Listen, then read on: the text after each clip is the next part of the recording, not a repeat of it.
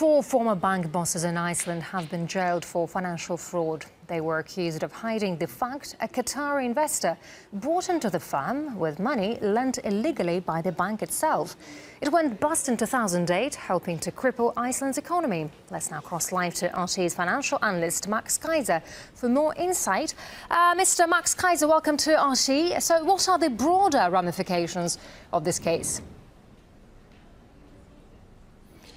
Well, I think you have to understand that in this crime that was committed in Iceland with the participation of the government in Qatar, you have a classic Ponzi scheme where the bank was lending money to Qatar and Qatar was buying shares in banks like Kaupthing Bank in Iceland to artificially inflate the price of the stock of the bank, and then they would use that artificially high bank stock price to make loans, to make acquisitions, and then when the bubble burst, it all came down. And of course, there was a crime committed, and the Icelandic government is now prosecuting for that financial fraud. But what's interesting is that if you look at what's happening in the UK right now at HSBC, Barclays, Lloyds, or Royal Bank of Scotland in particular, they're participating in exactly the same fraud with the help and participation of the Bank of England. It's a program called quantitative easing, where the central bank loans the commercial banks to buy stock or bonds, in this case, in the central bank. So they are doing the exact same thing that in Iceland is a crime.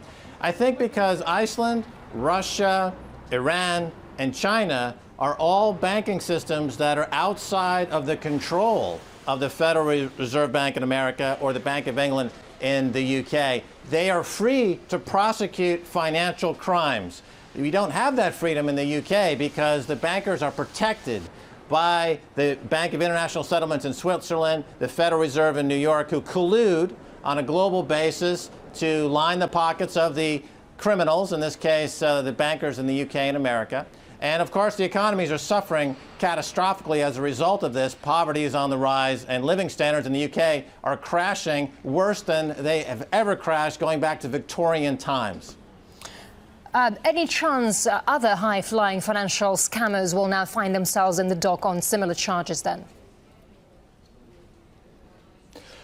Well, like I was alluding to there a moment ago, the banking zones outside of Russia, Iran, China, and Iceland are all pretty much controlled by what's called or known as the Rothschild influence. The Rothschilds, of course, and their family really owns the central banks in America and the Bank of England. But China, Russia, Iran, and Iceland don't have to answer to the Rothschilds, so they're free to prosecute what I call these financial terrorists. To what extent should governments control institutions, financial institutions, and their deals then? Well, governments are completely co-opted by the bankers. So the UK government, for example, has been co-opted by Barclays, and Royal Bank of Scotland in particular was just caught targeting small businesses for death, where they were setting small businesses up to fail so that one of their affiliates could swoop in and buy assets for pennies on the dollar. So RBS is acting as what I call a financial terrorist with the full cooperation of David Cameron, George Osborne, and Mark Carney, the head of the Bank of England. So they are fully engaged in the confiscation of wealth using what I call financial apartheid and other tricks to essentially steal wealth from the vast majority for the benefit of a very few on the inside, a coterie of bankers who work globally, but not in Iceland. Iceland had the courage to do what we've seen in some other territories by prosecuting bankers. In Vietnam recently, a banker caught committing financial crimes was executed. Now, there needs to be a deterrent against financial fraud of this magnitude. Capital punishment seems maybe to be a good idea if it will deter bankers from committing acts of financial terrorism. In America, capital punishment is legal. I say use it to go after the really bad guys, the people on Wall Street, the people at the central bank. Stop killing poor black kids in Texas because you don't like the way they look under capital punishment laws, and go after the white guys on Wall Street who are committing genuine acts of financial terrorism. They've got capital punishment. Use it. Use it to better society, not just kill poor kids down south.